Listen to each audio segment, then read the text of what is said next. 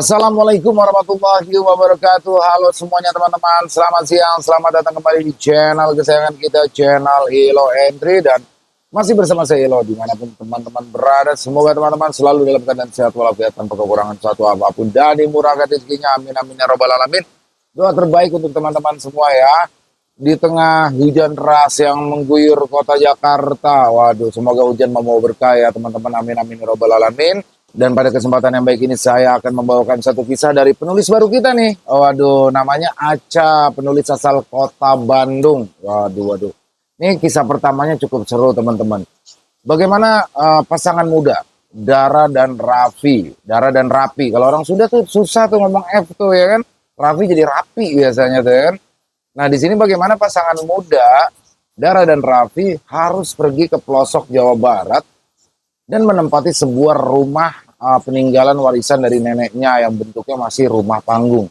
Waduh, kalau bicara rumah panggung, rumah buyut saya juga dulu rumah panggung tuh. Memang kalau di rumah panggung gimana ya hawanya ya? Karena biasanya rumah panggung tuh di kolongnya kalau malam entah ada anjing, entah ada ayam ya kan. Pokoknya ada air yang aneh tuh. Waktu kecil saya susah tidur tuh kalau nginep di rumah buyut saya tuh. Dan di sini bagaimana? Raffi dan Dara beserta anaknya yang masih 4 tahun yaitu Lila harus menempati rumah itu karena kondisi ekonomi. Dan ternyata mereka menemukan satu hal yang tidak pernah mereka sangka seumur hidupnya, hal yang sangat mengerikan. Waduh, apa hal yang mengerikan ini? Oke.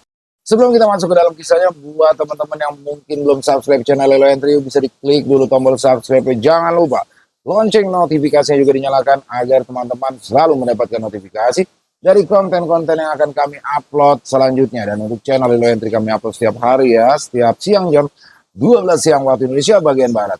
Nggak pakai berlama-lama lagi, pasti udah nggak sabaran kan untuk masuk ke dalam kisahnya. Kita langsung saja masuk ke dalam kisahnya. Dari halaman belakang rumah Bang Ilo, kita menuju ke Jawa Barat.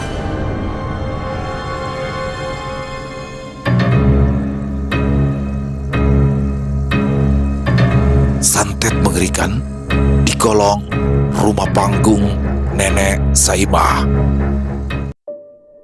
Rumah panggung peninggalan Nenek Saimah berdiri di tepi hutan, dikelilingi kebun bambu dan tebing kecil yang menurun ke arah sungai. Raffi memarkirkan mobil mereka di bawah pohon nangka, sementara Dara menggendong putri mereka, Lila, yang tertidur dengan rambut basah oleh keringat.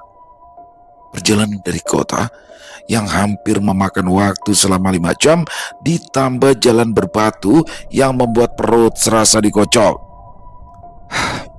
Ini lebih tua dari yang aku ingat, gumam Dara.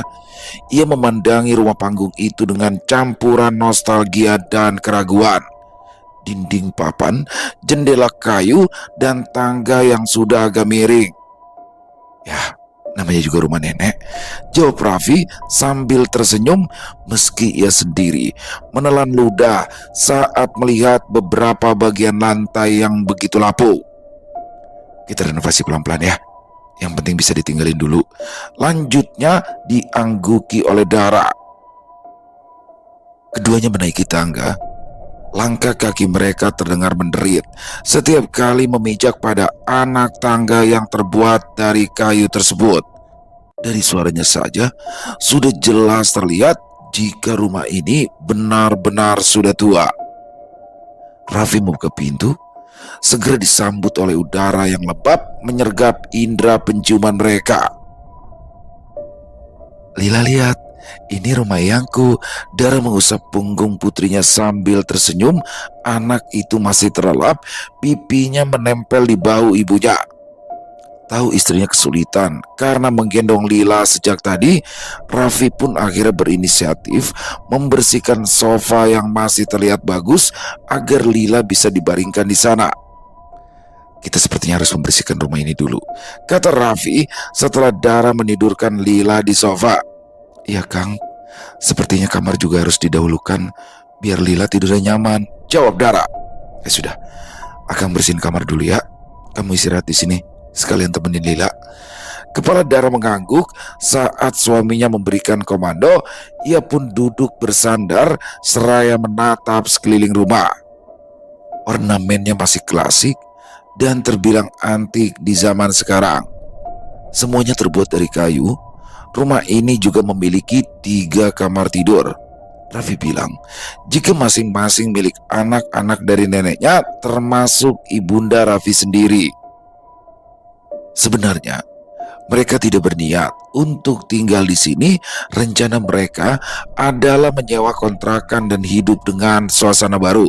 Namun, orang tua Raffi menyarankan agar mereka mengisi rumah neneknya yang sudah lama kosong.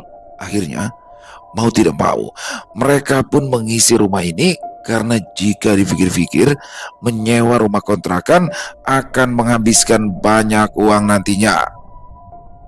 Akibat perjalanan jauh dan suasana rumah yang hangat, Dara pun akhirnya ikut terlelap bersama Lila di sofa.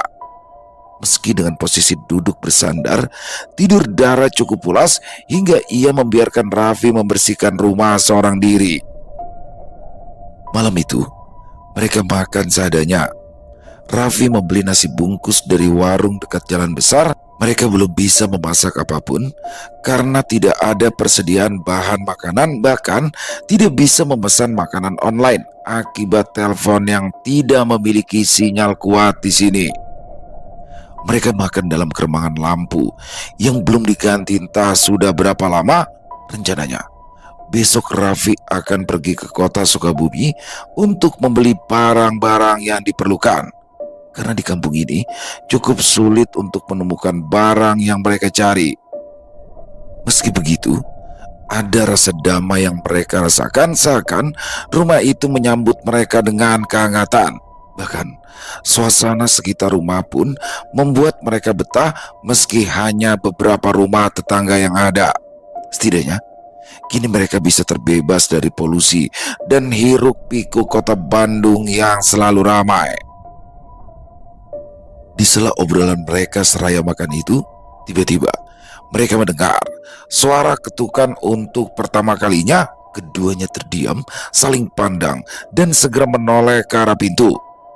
Siapa yang datang? Mungkinkah Pak RT atau Pak RW yang sengaja berkunjung? Namun saat melihat jam, sudah pukul 10 malam. Tidak mungkin jika mereka datang hanya untuk meminta data keluarga. Siapa Kang? Tanya Dara.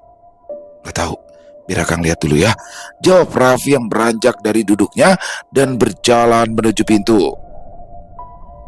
Sebelum membuka pintu, Raffi mengintip dari jendela. Ia membuka sedikit gorden dan melirik ke arah pintu bagian luar. Namun, ia tidak menemukan siapapun di sana. Dengan rasa penasaran, Raffi pun membuka pintu. Ia berjalan ke depan dan melihat sekeliling yang gelap. Hanya beberapa titik terang, itu pun dari lampu rumah tetangga. Matanya memicing awas, menatap segala penjuru.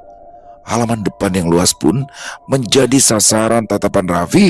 Pun dengan pohon nangka tempat mobilnya terparkir. Namun Raffi lagi-lagi tidak melihat apapun di sana. Ada apa Kang? Tanya Dara saat Raffi kembali dan mengunci pintu rumah. Enggak ada apa-apa. Mungkin cuma suara tikus, jawab Raffi. Raffi hanya menggedikan bahunya, tanda tidak tahu. Saat Dara berasumsi positif, ia pun kembali duduk di atas karpet dan melanjutkan makannya. Tok tok tok. Suara ketukan itu terdengar lagi. Kali ini terdengar begitu teratur, kencang, dan datang tapi dari bawah lantai. Seolah ada sesuatu, tidak, tapi seperti seseorang yang mengetuk dari bawah rumah. Lagi-lagi Raffi dan Dara pun saling bertatapan.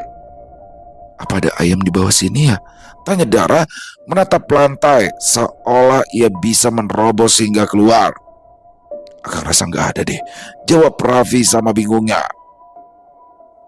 Keduanya keheranan, tapi tidak mau berpikiran negatif. Malahan, Dara segera menyelesaikan makannya karena Lila merengek dari dalam kamar. Anak itu seperti gelisah, ia merengek dan meracau, bergerak acak. Dara pikir itu biasa karena Lila memang terlalu aktif di siang hari. Mungkin tubuhnya sedang terasa pegal, maka Dara pun mengusap kaki dan punggung Lila hingga anak itu kembali terlelap. Tok tok tok. Suara itu datang lagi. Kali ini lebih keras dan lebih dekat, seakan mengikuti pergerakan mereka kapanpun mereka melangkah. Karena suara itu datang lagi ketika Raffi berjalan ke arah dapur untuk mencuci tangan. Awalnya, memang mereka mencoba berpikir positif, tapi pada akhirnya Raffi pun mengusap lengan yang tiba-tiba merinding. Kayaknya cuma binatang. Besok aku cek ke kolong rumah. Gumamnya pada diri sendiri yang segera menyusul Dara ke kamar. Malam pertama mereka di rumah nenek sudah disambut oleh kejadian aneh yang mereka sendiri tak tahu itu apa dan berasal dari mana. Namun suara ketukan itu terus terdengar hingga tengah malam, membuat Raffi waspada dan terjaga, takut jika ada orang yang mencoba masuk dan mencelakai mereka di sana. Hari berikutnya, Raffi benar-benar mengecek kolong rumah. Berbekal senter dan sarung tangan, ia merunduk di bawah lantai panggung yang tingginya sekitar 2 meter. Di sana hanya ada tanah lembab, akar-akaran, beberapa batu, dan tulang hewan kecil berserakan. Tidak ada jejak binatang besar. Namun ada sesuatu yang aneh. Tepat di tengah kolong rumah, tanahnya terlihat lebih hitam. Raffi menelan ludah. Apa itu? Gumamnya seraya memperhatikan area lingkaran tanah yang menghitam itu. Aku nggak bawa skop. Besok harus balik lagi dan gali tanah ini. Lanjutnya, saya akan bicara pada orang lain. Malam itu adalah malam kedua. Dari jam 7 malam, Dara sudah berbaring di kamar. Ia takut mendengar suara ketukan seperti semalam lagi.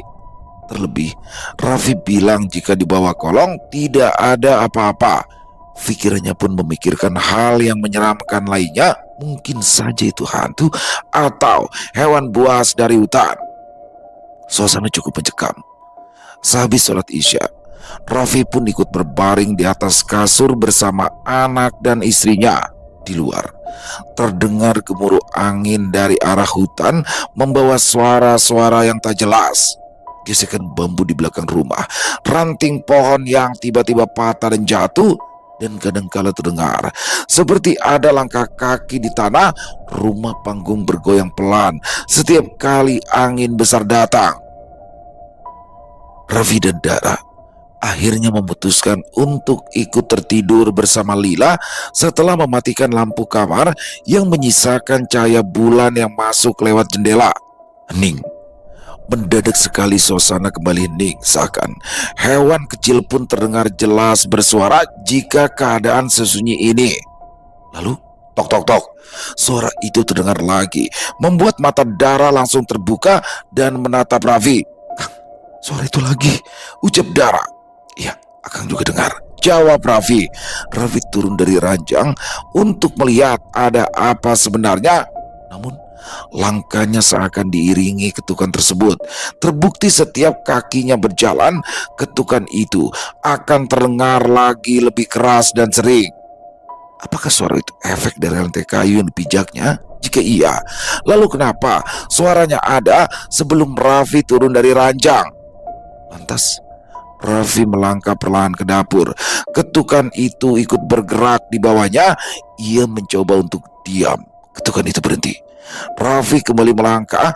Ketukan itu kembali terdengar, seolah ada sesuatu di bawah sana yang mengikuti dan seakan memburu bayangan langkahnya.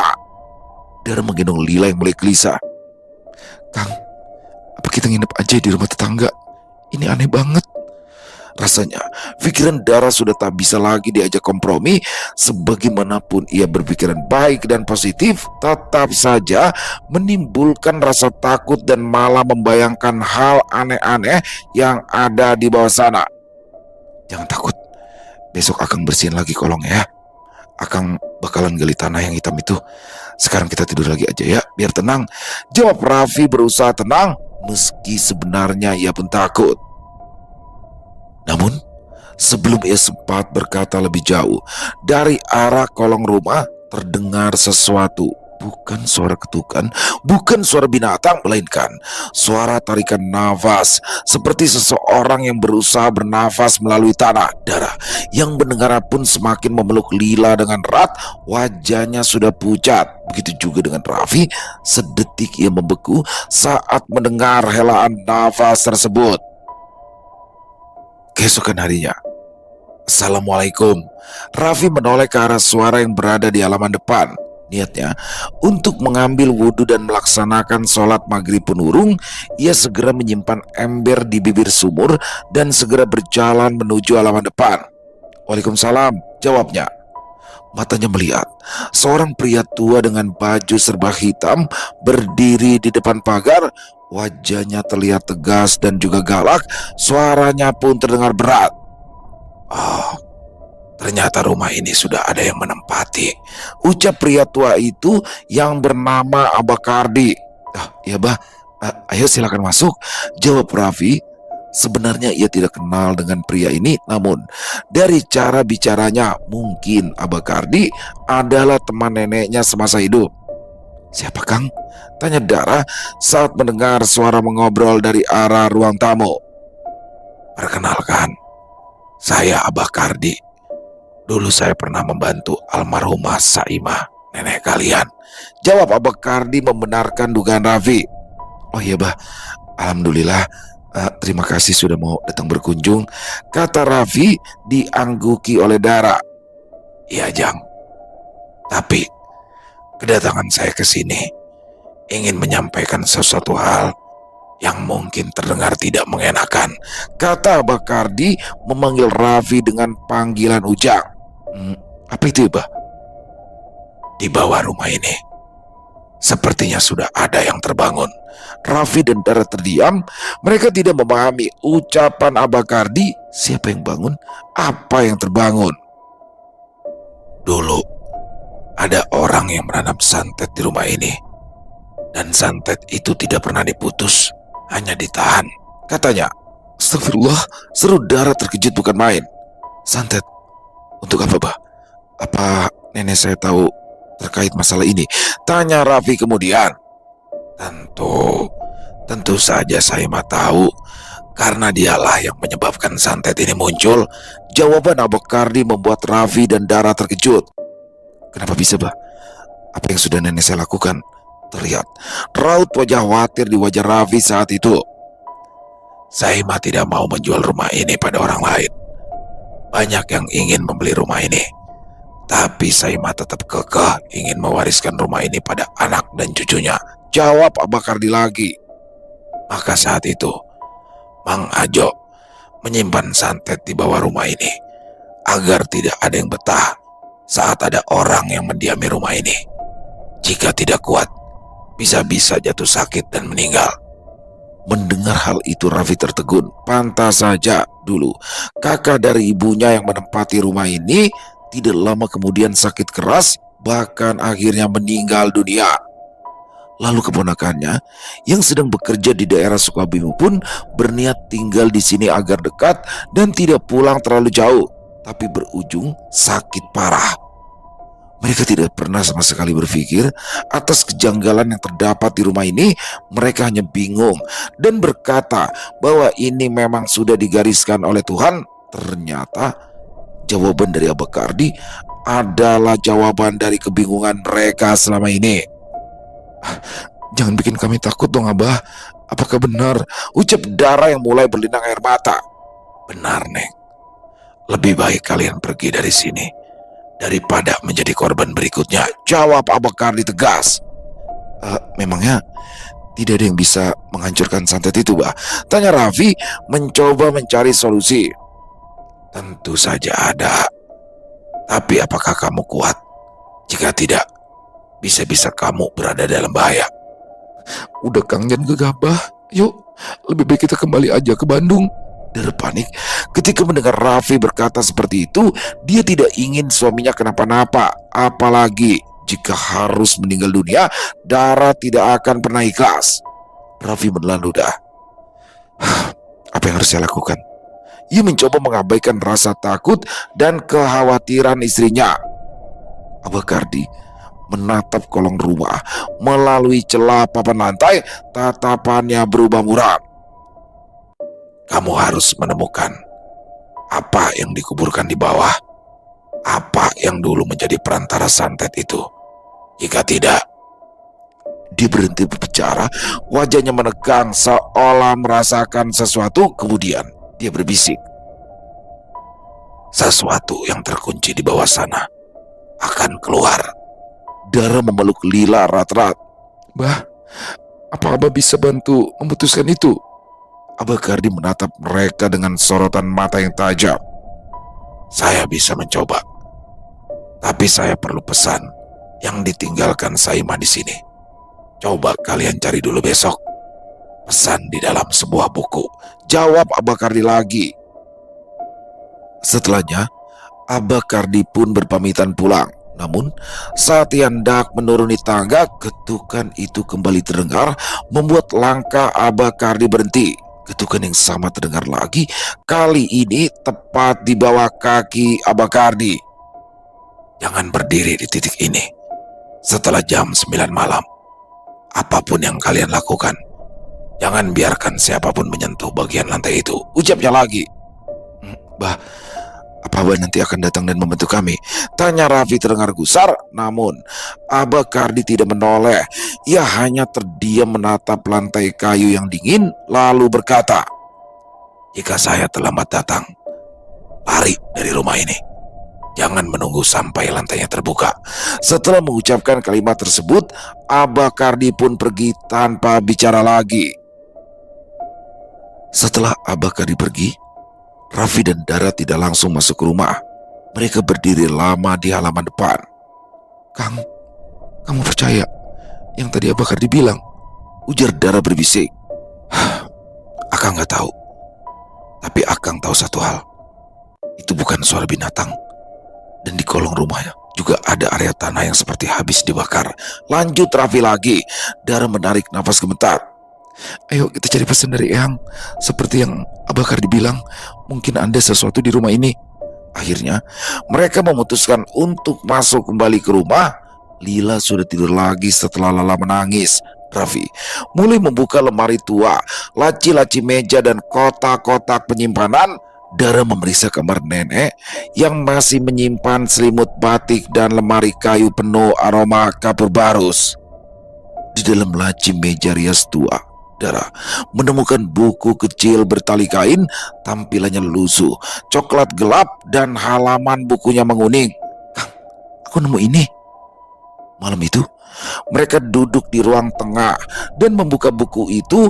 Di dalam buku itu terdapat tulisan tangan nenek Saimah yang kecil dan rapi, tapi banyak bagian yang tidak beraturan, seolah ditulis terburu-buru, membuat tangan nenek Saimah bergetar. Untuk siapapun yang tinggal di rumah ini setelahku, jangan pernah menggali tanah di bawah balok tengah rumah. Di situ ada sesuatu yang ditanam oleh seseorang yang membenciku. Dara menutup mulutnya. Kang, ini Kang. Baca sampai habis, kata Raffi menelan ludah. Dara melanjutkan. Dulu temanku sendiri mencoba mencelakaiku dengan santet. Abah Kardi berusaha memutus, namun santetnya sangat kuat. Kami tidak bisa memusnahkan, kami hanya bisa menahan. Halaman berikutnya ditulis dengan tulisan yang lebih goyah.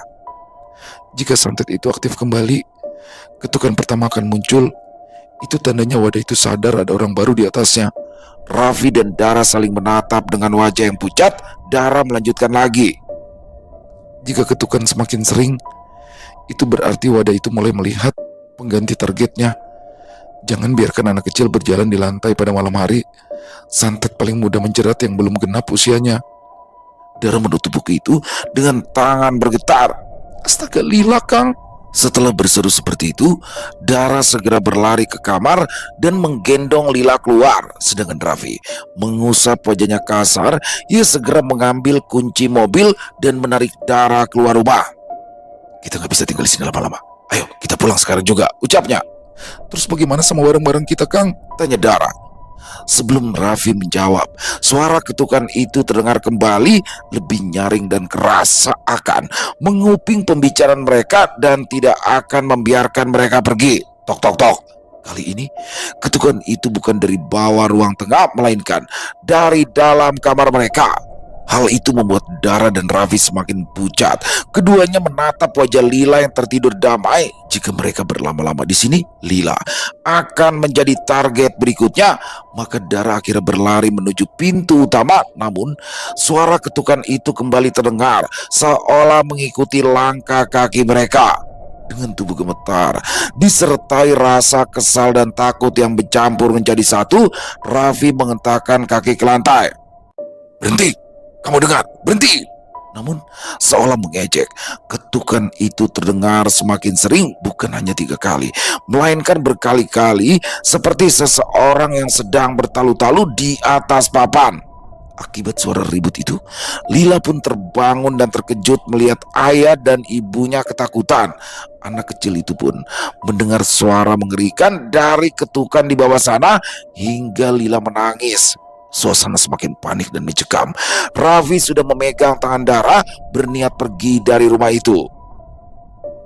Suara ketukan itu tiba-tiba berhenti. Keheningan mulai menyelimuti beberapa saat hingga dari kolong rumah terdengar suara seperti sesuatu yang merangkak pelan dengan goresan kuku tajam di balik lantai papan. Mendengar suara tersebut, keduanya segera membuka pintu dan berlari keluar. Tanpa menutup pintu sekalipun, Raffi membuka pintu pagar dan menyuruh Dara berlari lebih dulu. Ini sudah jam 1 malam. Semua warga sudah tertidur. Bahkan jalanan dan suasana kampung sangat sunyi. Mereka berniat menginap di rumah tetangga sebelum pagi menjelang dan pulang ke kota Bandung. Rumah tetangga terdekat adalah rumah Mang Rohman. Rasanya tidak sopan harus bertamu di tengah malam, tapi ini terpaksa mereka lakukan agar Lila aman dan mereka pun tidak diteror terus-menerus. Akhirnya, Raffi mengetuk rumah Mang Rohman beberapa kali hingga terbukalah pintu rumah itu. "Assalamualaikum." "Assalamualaikum, Mang," ucap Raffi. "Waalaikumsalam." "Raffi, ada apa datang malam-malam?" Mang Rohman menyambut mereka dengan kantuk, tapi segera mempersilahkan mereka masuk saat melihat Dara menggendong Lila. Mereka duduk di ruang tamu di atas tikar yang digelar. Rumah Mang Rohman terasa hangat juga, tidak berbeda dengan rumah Nenek Saima karena sama-sama rumah panggung. "Ada apa?" tanya Mang Rohman cukup heran. Begini, Mang, maaf mengganggu sebelumnya. Tapi apa boleh kami menginap 1 malam di sini sebelum kami pulang ke Bandung besok, Mang?" tanya Raffi dengan ragu dan canggung. "Boleh, silakan. Memangnya ada apa? Apa ada hal penting di Bandung sampai kalian harus pergi lagi?" "Tidak, Mang. Rencananya kami akan kembali ke sana karena di rumah nenek rasanya nggak nyaman," jawab Raffi masih ragu bercerita. Akhirnya Mang Rohman mengangguk paham. "Kalian diganggu ketukan itu ya?" Pertanyaan itu terlontar begitu saja, membuat Dara dan Raffi saling pandang. "Mang Rohman tahu apa penyebab dan bagaimana silsilahnya?" tanya Raffi. Mang Rohman menghela nafas panjang. "Dulu, sebelum kamu lahir, rumah itu memang pernah ada perkara berat. Ada orang yang sakit hati sama nenek kalian. Dia orang sini juga, tapi sudah lama pergi." "Siapa namanya, Mang?" Mang Rohman terdiam cukup lama, seolah mempertimbangkan apakah lebih baik diam. Lalu ia berbisik, "Mang Ajo." Raffi mengerutkan kening. "Saya tidak kenal Mang Ajo, tapi kata Abah Kardi juga sama. Hanya saja saya tidak mengerti kenapa teman nenek bisa berbuat sejahat itu," ucapnya. "Dulu, Mang Ajo ini semacam dukun juga, sama seperti Abah Kardi, tapi jalurnya hitam. Pernah dekat sama nenek kamu, tapi nenek kamu menolak lamaran dia. Lalu Mang Ajo ingin membeli rumah nenek kamu sebagai alasan agar nenek Saima pergi ke kota dan mereka bisa berjauhan. Tapi nenek Saima tidak mau menjual. Sejak itu, Mang Ajo berubah. Orangnya murung, suka ngamuk sendiri. Sampai suatu hari dia bilang, kalau aku nggak bisa dapetin hidupnya, aku ambil matinya." Raffi merasakan sesuatu yang dingin menjalar di punggungnya. "Jadi dia yang menanam santet itu, Bang?" Mang Rohman mengangguk. Mang Ajo pakai perantara, sesuatu yang dia dapat dari gunung. Ngambil apa? Mang Roman tidak menjawab. Akhirnya ia berdiri dan maju beberapa langkah, lalu berbisik di dekat telinga Raffi. Dia ambil mayat bayi dari pinggir hutan. Bayi itu meninggal tidak wajar. Salah satu korban pertikaian warga. Mang Ajo ambil tanpa izin keluarga, tanpa doa, tanpa apapun. Raffi menutup mulutnya. Astaga. Mayit bayi itu dibungkus kain hitam dan dikubur di bawah rumah nenek kamu. Dijadikan wadah santet. Itu sebabnya santetnya sangat kuat. Karena bukan cuma ilmu hitam, tapi juga roh yang tidak tenang. Raffi menelan ludah. Kenapa nggak dibongkar, Mang? Kenapa nggak dimusnahkan dari dulu? Sudah pernah dicoba, tapi Abakar dibilang kalau dibongkar sembarangan, sesuatu di dalamnya bisa keluar sebelum ikatannya diputus, dan saat itu bisa menyerang siapa saja. Raffi meremas baunya. Sekarang gimana ya, Mang? Suara ketukan itu muncul lagi. Jangan-jangan makhluknya bangun. Mang Roman memandangnya dengan wajah pucat. Kalau memang sudah bangun, cuma ada dua pilihan. Dibebaskan atau dikembalikan ke tempat asalnya. Caranya gimana, Mang? Mang Roman mundur sedikit dari posisi duduknya. Itu bukan urusan saya. Itu urusan Abakardi. Kalau Abakardi belum datang, berdoa saja agar dia tidak terlambat. Malam itu, mereka tidak menemukan jalan keluar. Untuk masalah ini, Mang Roman malah meminta mereka untuk menunggu Abakardi yang tidak tahu kapan datangnya. Lantas, besok pun mereka tidak boleh kembali pulang dulu. Sedangkan Dara sudah tidak mau lagi untuk kembali ke rumah itu. Ia malah meminta izin pada istri Mang Roman untuk tetap tinggal di sana. Hal itu membuat Raffi kebingungan. Akibat tidak mengambil persiapan untuk menginap, mau tak mau Raffi pulang seorang diri ke rumah. Meski jaraknya cukup dekat, tapi rasa takut itu terus ada. Saat sampai di depan pintu, Raffi tertegun sejenak. Ia membaca doa sebelum masuk ke dalam rumah. Langkahnya berderit di atas lantai papan kayu menuju kamar untuk mengambil barang-barang yang diperlukan. Jantungnya berdebar kencang, keringatnya bercucuran akibat rasa takut. Ujung matanya selalu melirik sembarang arah, mencoba waspada. Hingga di ambang pintu, dia melihat sesuatu yang terdiam dan berlari ke arah dapur saat Raffi menoleh ke arahnya. Sesuatu itu seperti bayangan hitam, bertubuh kecil, botak, dan larinya sangat cepat.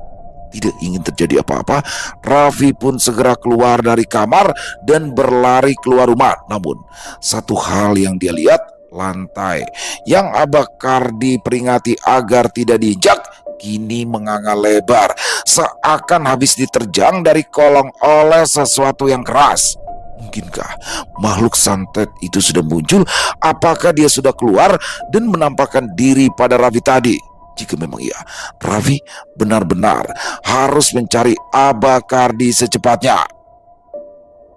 Tiba-tiba saja, sebilah pisau melayang ke arahnya, seakan dilemparkan begitu saja dan berniat mencelakainya. Raffi pun melompat dari teras rumah yang cukup tinggi hingga menimbulkan suara berdebum yang cukup keras. Hal itu membuat Dara dan keluarga Mang Roman keluar rumah untuk melihat. "Akang!" seru Dara panik saat melihat suaminya terjatuh di tanah. "Jangan mendekat, tunggu di sana saja," seru Raffi mencoba bangkit dan berlari menjauhi rumah yang kini pintunya tertutup dengan sendirinya. Sesampai di rumah Mang Roman, Raffi segera menceritakan kejadian yang ia alami. Mang Roman pun mendengarkan dengan seksama. "Kita harus memanggil Abakardi secepatnya," kata Mang Roman. "Tapi di mana tuh, Kang? Abakardi kan nggak bisa kita temuin. Jika memang bukan Abakardi sendiri yang datang," sahut istri Mang Roman yang membuat semuanya terdiam. "Makhluk santet itu sudah keluar. Jika sampai dibiarkan, semua warga di sini bisa terkena imbas," kata Mang Roman lagi hingga membuat istrinya takut. "Apa kita harus pindah juga ya, Pak?" "Tidak. Semoga saja Abakardi datang malam ini." Akhirnya, mereka semua terdiam dalam keheningan. Hati mereka was-was dan takut.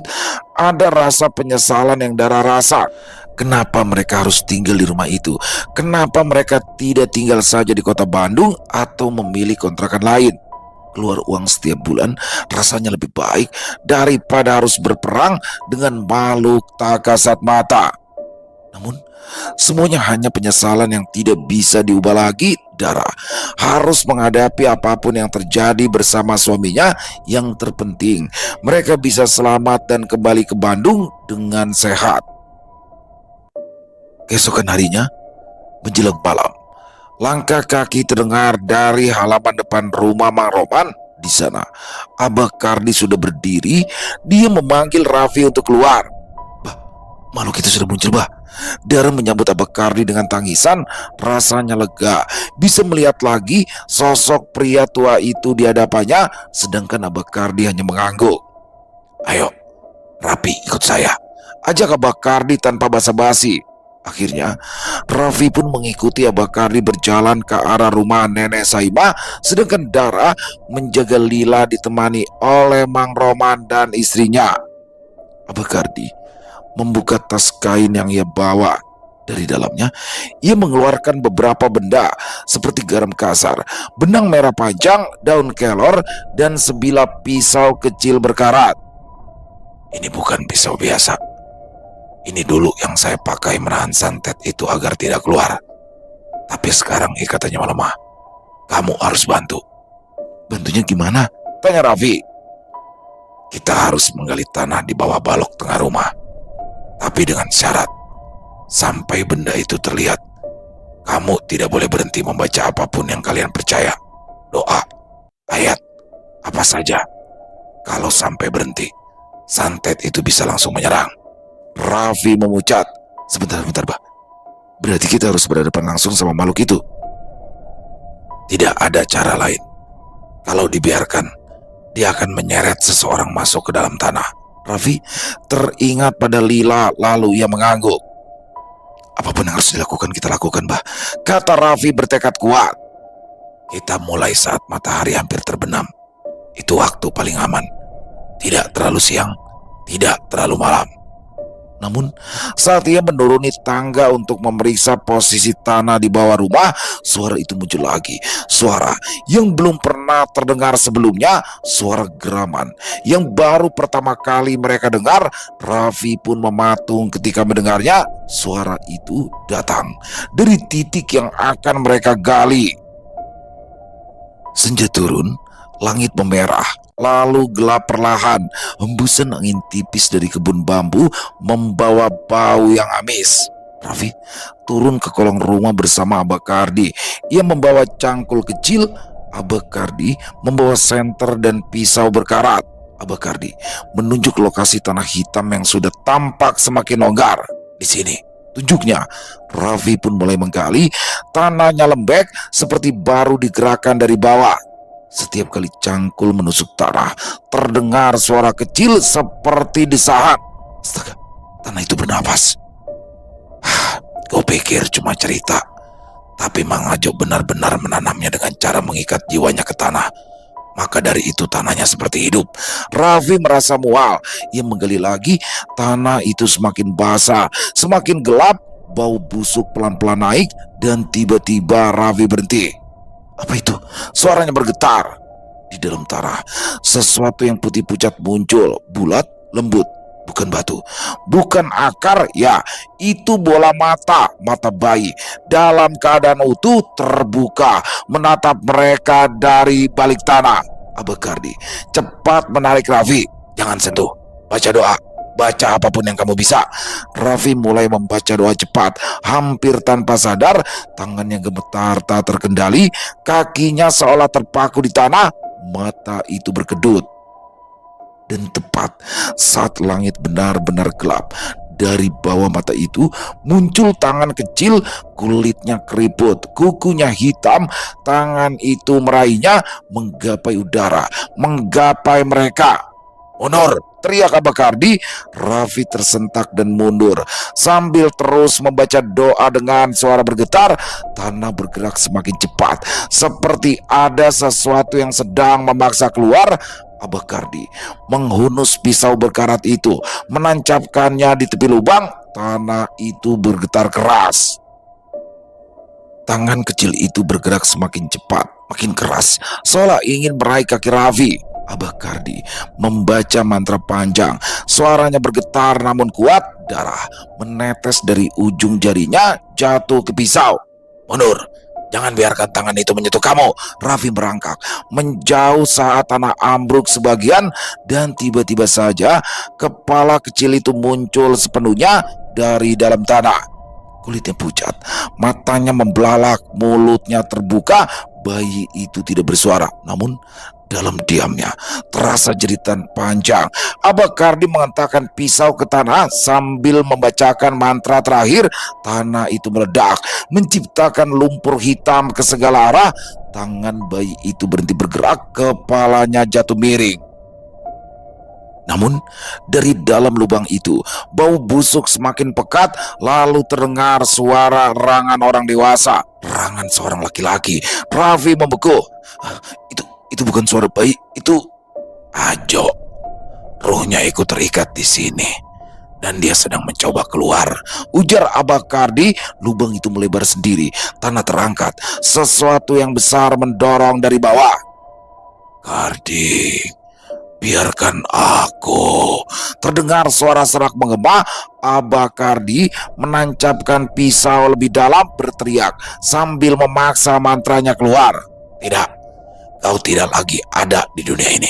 Kembali ke tempat asalmu." Namun tanah itu mulai membuka seperti mulut besar. Dua tangan dewasa, busuk, penuh tanah, muncul dari dalam lubang meraih ke atas. "Raffi, ambil garam, cepat!" Abah Kardi menjerit. Raffi berlari ke tas Abah Kardi, menumpahkan garam kasar ke tangan, lalu melemparkannya ke arah lubang. Saat garam itu menyentuh tanah, terdengar suara seperti daging terbakar. Tangan dewasa itu meronta, lalu terdengar suara geraman marah dari bawah sana. Namun lubang yang menganga itu kembali menyempit, tapi belum sepenuhnya tertutup. Abah Kardi menancapkan pisau sekali lagi. Raffi membaca keras-keras doa, tubuhnya gemetar. Tanah mulai runtuh kembali. Tangan kecil bayi itu perlahan tertarik kembali ke bawah, tenggelam di dalam tanah hitam. Rangan Mang Ajo memudar. Lubang yang menganga pun semakin kecil hingga akhirnya tertutup. Tanah berhenti bergerak dan suasana mulai sunyi. Abah Kardi jatuh terduduk dengan nafas terengah, sedangkan Raffi terdiam, tidak percaya jika santet itu benar-benar ada, bahkan ia yang mengalaminya kini. Akhirnya mereka pun kembali ke rumah Mang Rohman dengan langkah gontai. Mereka menaiki tangga teras Mang Rohman dan mengucap salam yang disambut cepat oleh mereka yang ada di sana. Dara memeluk Raffi erat lalu menangis keras. "Sudah selesai?" tanya Dara, suaranya parau. Abah Kardi menghela nafas panjang. "Sudah, wadahnya sudah kembali tidur. Tidak akan bangkit lagi selama tidak diganggu." Dara memandang Raffi dengan mata penuh air. "Kang, kita harus pergi dari sini. Kita nggak akan pernah tinggal di sini lagi." Raffi mengangguk. Abah Kardi berdiri perlahan. "Ya, kalian benar. Segera tinggalkan rumah ini. Jangan pernah kembali lagi sampai saya yakin semua ikatan itu hilang sepenuhnya." Semua yang mendengar pun mengucapkan syukur dan berterima kasih pada Abah Kardi atas bantuan yang ia berikan. Terlebih Raffi, jika Abah Kardi malam itu tidak datang, mungkin sampai saat ini ia tidak tahu menahu soal rumah nenek Saimah yang ia tinggali. Keesokan paginya, Raffi dan Dara pamit pada Mang Roman dan istri. Mereka mengucapkan terima kasih atas tumpangan mereka beberapa hari ini. Ya, mereka akan kembali ke kota Bandung. Sebelum pergi, keduanya menoleh ke arah rumah nenek Saimah. Di sana, mereka melihat bayangan kecil di bawah kolong rumah seolah menatap mereka dan mengucapkan selamat tinggal. Lantas, bayangan kecil itu berlari ke dalam kolong rumah dan hilang dalam kegelapan. Selesai. Wow, luar biasa kisah dari Aca. Aduh, ngeri pakai banget. Tapi di sini saya suka nih. Raffi dan Dara begitu mendapati ada hal janggal, hal aneh, hal mengerikan. Mereka nggak mau beresiko tuh, karena mereka punya anak kecil, Lila. Kan biasanya kalau di film-film atau cerita-cerita nih, udah tahu serem begitu, masih terus tinggal di situ. Kalau mereka enggak, mereka tahu resikonya karena mereka punya anak kecilnya. Akhirnya mereka cabut. Nah, cabut dulu ke rumah tetangganya teman-teman. Karena kan malam posisinya ya, dan juga belum beres-beres. Nah ini tindakan yang tepat, tapi yang saya suka sama Raffi, dia merasa bertanggung jawab tuh teman-teman. Merasa bertanggung jawab karena ya ini rumah keluarga gitu loh, rumah warisan dari neneknya. Jadi dia merasa punya tanggung jawab untuk menyelesaikan permasalahan yang ada di situ. Yang mana ternyata lewat bantuan Abah Kardi terungkaplah semua bahwa dulu Mang Ajo, waduh Mang Ajo nih cinta tak sampai sama nenek Saima, ngirimin santet. Santetnya ngeri banget lagi. Buhul santet itu teman-teman biasanya kan beling, boneka atau paku lah segala macam. Ini nggak tanggung-tanggung. Buhulnya bayi, waduh ngeri banget kan. Maksudnya mayat bayi di sini ya, mayat bayi yang diambil dari atas gunung, ditaruh di situ. Jadi bukan cuma sekedar santet aja, tapi di situ terikat roh yang penasaran. Ngeri, pakai banget nggak tuh coba. Waduh, untung aja ada Bakardi dan si Raffi ini karena semangat ya, karena dia merasa tanggung jawab, dia selesaikanlah semuanya. Walaupun sebenarnya darah udah deh, Pak, jangan deh, akan ngeri. Dan alhamdulillah semuanya bisa terbebaskan. Tapi sekali lagi ya, itu hanya ditahan teman-teman, tidak bisa dihilangkan. Karena pas terakhir mereka mau pergi, pas ngelihat masih ada tuh anak kecilnya, bayinya masih ada ya kan, ngeri banget. Tapi alhamdulillah mereka semua selamat. Keputusan tepat yang dibuat oleh Raffi dan juga Dara, keren, pakai banget. Terima kasih kepada Aca, keren banget kisahnya Aca. Ditunggu lagi untuk kisah-kisah selanjutnya ya. Dan semoga kisah barusan bisa menghibur teman-teman semua para pecinta penikmat horor misteri, lebih khususnya lagi kepada para subscriber dari channel Ilo Entry. Buat teman-teman yang suka dengan videonya, bisa diklik tombol like, tombol jempol, boleh juga dibantu share ya link videonya ini ke teman-teman yang lain agar juga ikut merasa terhibur. Dan buat teman-teman yang punya komentar lain, silakan bisa menuliskan di dalam kolom komentar ataupun hanya sekedar saling menyapa. Insya Allah kami akan menjawabnya satu persatu. Di akhir kata, saya mengucapkan permohonan maaf apabila mungkin dalam pembawaan kisahnya barusan ada kata-kata saya yang salah ataupun ada kata-kata saya mungkin yang kurang berkenan. Saya mohon juga kan pintu maaf yang seluas-luasnya. Sampai berjumpa lagi di konten-konten kami selanjutnya. Masih bersama saya Ilo di channel Ilo Entry. Salam sehat sukses selalu di kita semua. Wassalamualaikum warahmatullahi wabarakatuh.